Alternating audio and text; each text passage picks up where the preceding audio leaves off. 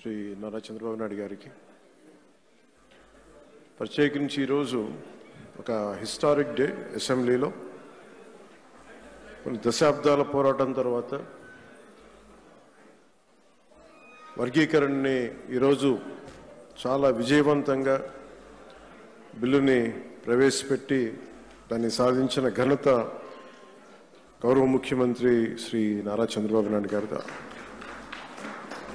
అలాంటి సక్సెస్ఫుల్ రోజున ఈ రోజున శాసనసభ్యులందరూ ఈ క్రీడా సమ్మేళనం తాలూకు మన ప్రైజ్ డిస్ట్రిబ్యూషన్ కానీ అలాగే ముఖ్యంగా ఈ కల్చర్ ప్రోగ్రామ్ చూస్తే నాకు నేను చేసిన గబ్బర్ సింగ్ సినిమాలో నా పోలీస్ స్టేషన్ సీన్కి వచ్చింది. చచ్చిపోయాను నిన్న.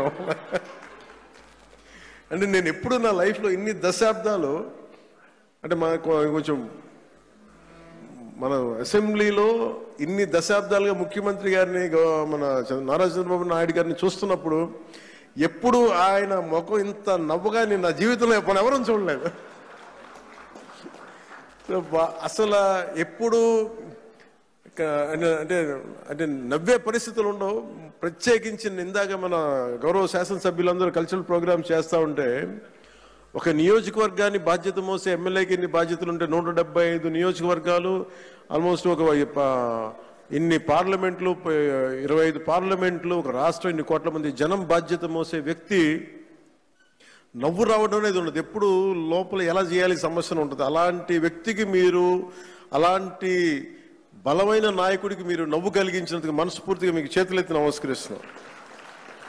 ఒక సింపుల్గా చెప్పాలంటే మీరు చేసిన performance simple I can say wow. అసలు ఎంత ఆనందాన్ని ఇచ్చిందంటే నేను మర్చిపోయాను. నేను అసలు అంటే నేను ఇంటికి వెళ్ళి కూడా కొన్ని రోజులు నవ్వుకునే పరిస్థితి ఉంది నాకు.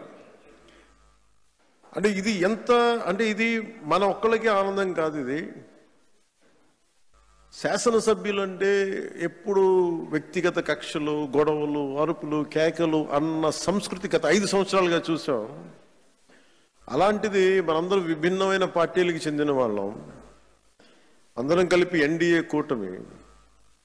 అలాంటి ఇదే వేదిక మీద అనుకుంటగా మన ఎన్డీఏ కూటమి మొత్తం ఆ రోజున పురంధేశ్వరి గారు కానీ నేను కానీ అందరం ఆ రోజున గౌరవ ముఖ్యమంత్రి గారిని ప్రతిపాదించినప్పుడు ఒక కొత్త ఆశ కలిగింది. రాష్ట్రానికి 5 కోట్ల మంది ప్రజలకి, దేశానికి ఒక బలమైన ఒక సమర్థవంతమైన నాయకత్వం ముందుకు వచ్చింది నడిపించడానికని. ఈ రోజున సమర్థవంతమైన నాయకత్వమే కాదు, ఆనందాన్ని పంచే నాయకత్వం కూడా శ్రీ నారా చంద్రబాబు నాయుడు గారిలో చూసాం. అసలు ఇలాంటి వేడుకని ముందుకు తీసుకెళ్లిన వ్యక్తి సహజంగానే ఆయనలో ఉండే ఒక గ్రేట్ హ్యూమర్ ఉంటుంది, హాస్యశీలి. శ్రీ చింతకాయ మన గౌరవనీయులు స్పీకర్ శ్రీ చింతకాయల అయ్యన్న పాత్రుడి గారి పాత్ర ప్రశంసనీయమైంది. ఎందుకంటే ఆయన కనుక పూనుకోకుండా కానీ ఉండుంటే ఇంత ఆనందాన్ని మనకి లభించే అవకాశం ఉండేది. మనస్ఫూర్తిగా చింతకాయల అయ్యన్న పాత్రుడి గారికి మనస్ఫూర్తిగా సందర్భంగా నేను ధన్యవాదాలు తెలియజేస్తాను. అలాగే గౌరవ అసెంబ్లీ చైర్మన్ శ్రీ కొయ్యి మోషన్ రాజు గారికి, అలాగే దుర్యోధనుడిగా మనందరిని ఆలోచించిన శ్రీ రఘురామకృష్ణరాజు గారికి, కమిటీ సభ్యులకి, స్పోర్ట్స్ డిపార్ట్మెంట్ అధికారులకి, కార్యక్రమాన్ని విజయవంతంగా నిర్వహించిన ప్రతి ఒక్కరికి నా హృదయపూర్వక కృతజ్ఞతలు.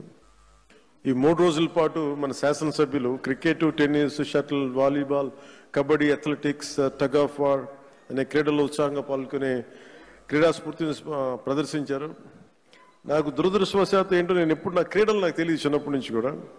మొట్టమొదటిసారి నాకు కూడా ఒక ఆశ కలిగింది, నాకు కూడా చేయాలనిపించింది. మేము వచ్చే సంవత్సరం ఒక ప్రయత్నం చేస్తాను.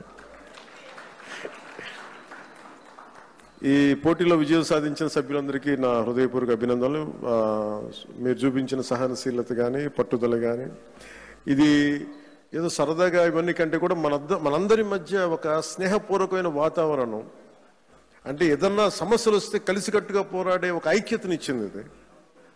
అది నాకు చాలా చాలా ఆనందాన్ని ఇచ్చింది.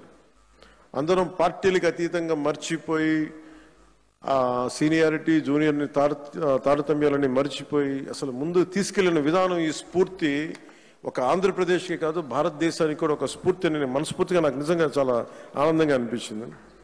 అలాగే దీన్ని ముందుకు తీసుకెళ్లిన ప్రతి అంశాన్ని ముఖ్యంగా ముందుకు తీసుకెళ్లిన ఎమ్మెల్యేస్ అందరికీ కూడా స్పోర్ట్స్ అథారిటీ ఆంధ్రప్రదేశ్ క్రీడా సాధికార సంస్థ ఈ కార్యక్రమాన్ని విజయవంతంగా అందించిన సహాయానికి నా హృదయపూర్వక కృతజ్ఞతలు తెలియజేస్తాను. క్రీడా మైదానాల ఏర్పాట్లు కావచ్చు, అవసరమైన క్రీడా సామాగ్రి, క్రీడాకారుల సౌకర్యాలు వంటి అన్ని విషయాల్లో వారు చేసిన కృషి చాలా చాలా ప్రశంసనీయం. శాప్ అధికారులు, కోచ్లు, మరి సిబ్బంది మన అందరి తరపున ప్రత్యేక ధన్యవాదాలు తెలియజేస్తూ, మీ అంకిత భావం వల్ల ఈ రోజున క్రీడా సమ్మేళనం ఇంత విజయవంతంగా సాగింది. ఈ సమ్మేళనాలు విజయవంతం చేసిన ప్రతి ఒక్కరికి నా మనస్ఫూర్తిగా అభినందనలు తెలియజేస్తూ, ఈ పోటీలో పాల్గొన్న ప్రతి ఒక్కరికి నా ప్రగాఢ అభినందనలు తెలియజేస్తూ, విజేతలకు మరొకమారు శుభాకాంక్షలు తెలియజేస్తూ, మనందరం ఈ స్ఫూర్తిని, ఈ ఆనందాన్ని ముందుకు తీసుకెళ్తూ ఈ ప్రజా సంక్షేమం కోసం, ఆంధ్రప్రదేశ్ అభివృద్ధి కోసం గౌరవ ముఖ్యమంత్రి గారి స్వర్ణాంధ్రప్రదేశ్ 2047 దిశగా అందరం అడుగులు వేయాలని, ఈ కనీసం నేను ప్రతిసారి పదే పదే చెప్తాను, ఈ ఆనందం కనీసం స్థిరత్వం ఇవ్వాల్సిన ఆనందం, కేవలం మనం ఈ రోజున ఆనందంగా ఉండటమే కాదు, ఈ ఆనందాన్ని వచ్చే కనీసం 1.5 దశాబ్దం పాటు మనందరం కృషి చేసి ముందుకు తీసుకెళ్తే తప్ప ఈ గాడి తప్పిన ఈ రాష్ట్రాన్ని గాడి పెట్టాలంటే కనీసం 15 సంవత్సరాలు కనీసం పనిచేయాలి. ఇది ప్రధానమంత్రి గారు 3వసారి ప్రధానమంత్రి అయ్యారు. అలాగే ఆయన 3 పర్యాలు నేను ముఖ్యమంత్రిగా చూడాలి నాకు మనస్ఫూర్తిగా నాకు ఆశయం, కోరిక కూడా. ఎందుకంటే ఆయన అనుభవాన్ని మనం ఎక్కడ కూడా అసలు పక్కన పెట్టలేం. సో ఆయన దగ్గర నేను మనస్ఫూర్తిగా ఈరోజు మరోమారు గౌరవ సభ్యులందరి తరపు నేను ముందు చెప్తున్నాను, ఆయన దగ్గర నుంచి నేర్చుకోవడానికి కానీ, ఆయన కింద పని చేయడానికి కానీ నేను అనుక్షణం ఎప్పుడు సంసిద్ధంగా ఉంటానని తెలియజేసుకుంటూ, నాకు ఈ అవకాశాన్ని ఇచ్చిన ప్రతి ఒక్కరికి ధన్యవాదాలు తెలియజేసుకుంటూ, ముఖ్యంగా మీరు ఇంటికి వెళ్ళేటప్పుడు మీరు చాలా అనుభవాలు తీసుకెళ్తున్నాను. ఇందాక గౌరవ ముఖ్యమంత్రి గారు కూడా చెప్తా ఉన్నారు, వారిద్దరు గౌరవ మన సుందరపు విజయ్ కుమార్ మన ఇంకో శాసనసభ్యులు ఇద్దరు చేసింది, రాలిపోయే పువ్వా నీకు రాగాలి ఎందుకంటే, నేను అది గుండెల్లో నింపుకొని కారులో వెళ్ళే వరకు, ఇంట్లో పడుకుపోయే వరకు ఈరోజు అదే నవ్వుతూ ఉంటాను. ప్రతి ఒక్కరు చేసింది అంటే మనస్ఫూర్తిగా అందరికీ ధన్యవాదాలు తెలియజేసుకుంటూ, జయ ఆంధ్ర, జయ భారత్, జయ హింద్.